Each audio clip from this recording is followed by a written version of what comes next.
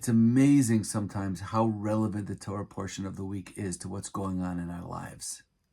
At the end of last week, we read about Pinchas, this brave leader who saw a plague taking place. The Jewish people were falling in a terrible plague, and he understood that the reason was because there's a leader, one of the leaders of the Jewish people was committing acts of extreme immorality in public.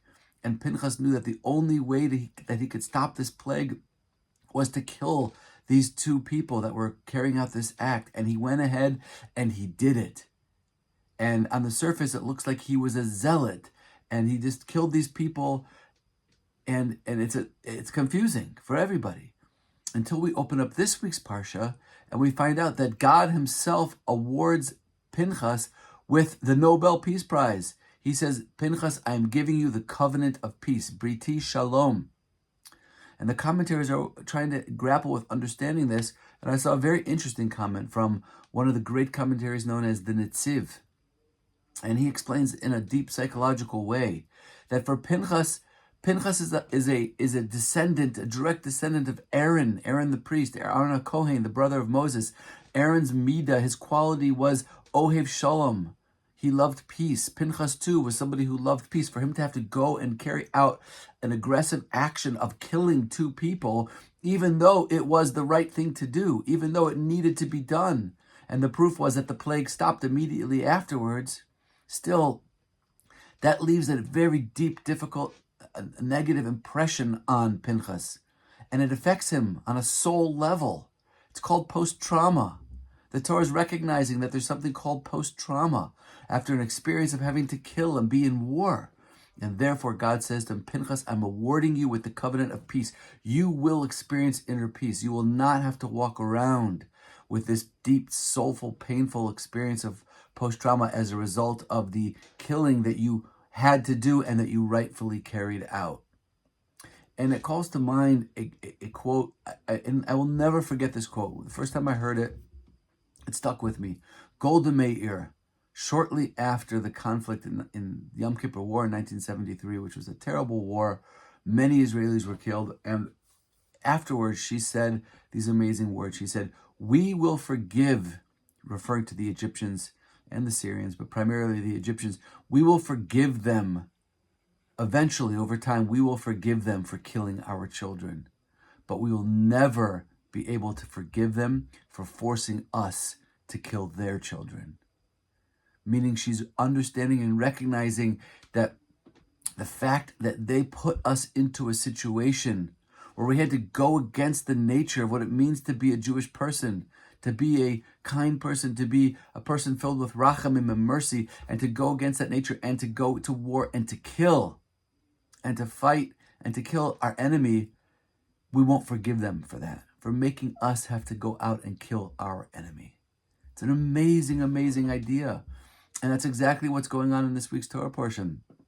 And I'm telling you that that's what's going on in this country. There are so many young, brave soldiers who have gone into war. And the hardest thing for them, and the most difficult thing is coming out of this war filled with post-trauma, not only because of what they saw happen to their own friends, but because of what they had to do, the killing that they had to carry out in order to put an end to this war.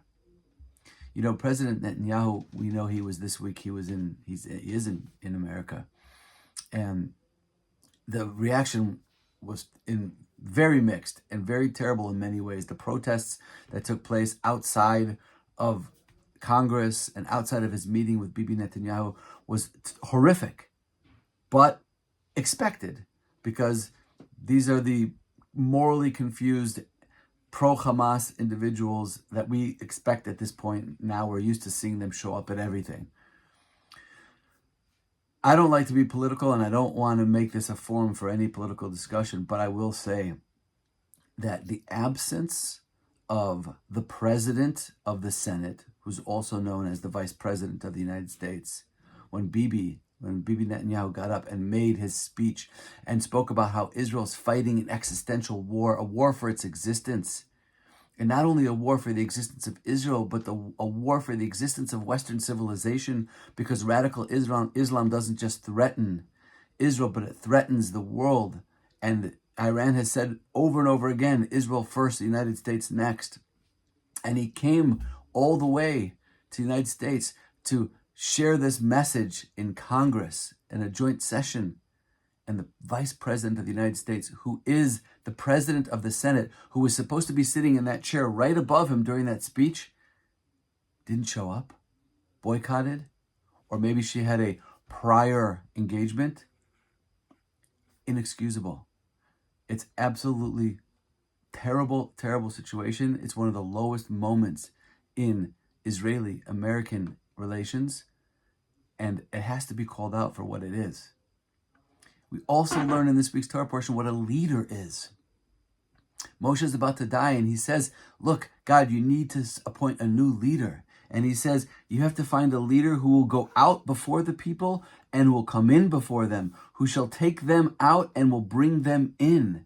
Meaning for the Jewish people, for Am Yisrael, our leaders, and if you look at what's happened in this war, why so many of our commanders have been killed, is because the IDF has a philosophy that the leaders, the commanders, are the first ones into war. The call is Acharai, follow me, after me, as the commanders go into battle. Which, if you remember and if you know, and as I know you know, keep in mind, is the exact opposite of the enemy we're facing. Our enemy, Hamas, what do? Their leaders, cowards, hide under tunnels, and they put their civilian populations right above them where they're in harm's way, and they put their weapons inside of schools, inside of hospitals, so that Israel has no choice but to go and to fight and to destroy these places and kill innocent civilians. But we have to know it's not our responsibility. We're not the ones who are guilty for this. We're fighting a war for the survival of the Jewish people and the survival of Western civilization. And we can't lose sight of this. This is critical. And this was the covenant that God gave Pinchas. God said, you had to carry out this action. It was the right thing to do, but it was painful, and it's going to make an impression on your soul. Don't worry, I'm giving you the covenant of peace. The covenant of peace means you will be able to live without that trauma. Please God, our soldiers will return as soon as possible. As soon as we know that Hamas is no longer a threat, that they no longer pose the opportunity or the possibility of another October 7th. And these soldiers will return, and they will heal, and they'll heal with the covenant of peace that God gave to Pinchas. And we'll be able to do just what we are supposed to do, to live in this country peacefully and to be a light unto the nations. Wishing everyone a wonderful Shabbos. Shabbat Shalom from Yerushalaim.